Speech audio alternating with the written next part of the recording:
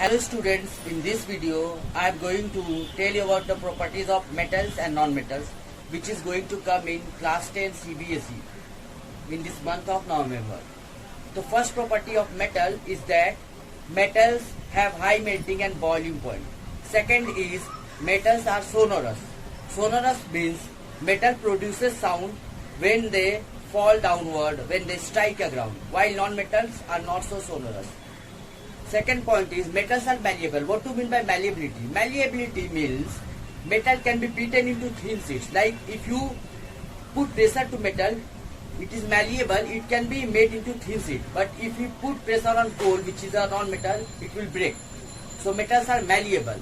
Now next point is metals are ductile. What do you mean by that? Metals are ductile means metal can be drawn into wires. Like gold is the most ductile metal.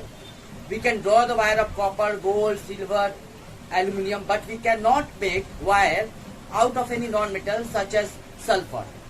Sulfur is a powder. We can't make wires out of sulfur. Okay. The next point is metals are electropositive, while non-metals are electronegative. Metals are electropositive, non-metals are electronegative.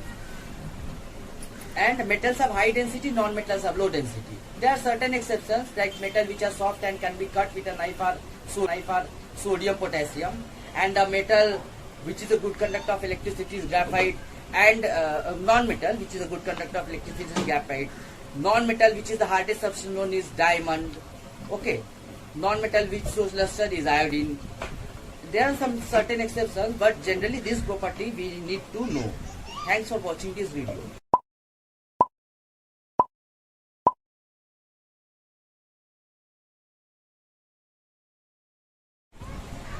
Hello students, in this video I am going to tell you about the properties of metals and non-metals which is going to come in class 10 CBSE in this month of November. The first property of metal is that metals have high melting and boiling point. Second is metals are sonorous. Sonorous means metal produces sound when they fall downward, when they strike a ground, while non-metals are not so sonorous.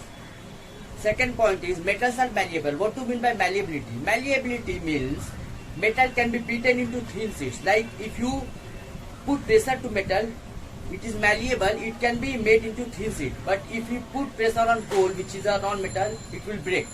So metals are malleable. Now next point is metals are ductile. What do you mean by that? Metals are ductile means metal can be drawn into wires. Like gold is the most ductile metal. We can draw the wire of copper, gold, silver, aluminium, but we cannot make wire out of any non-metal such as sulfur. Sulfur is a powder. We can't make wires out of sulfur. Okay.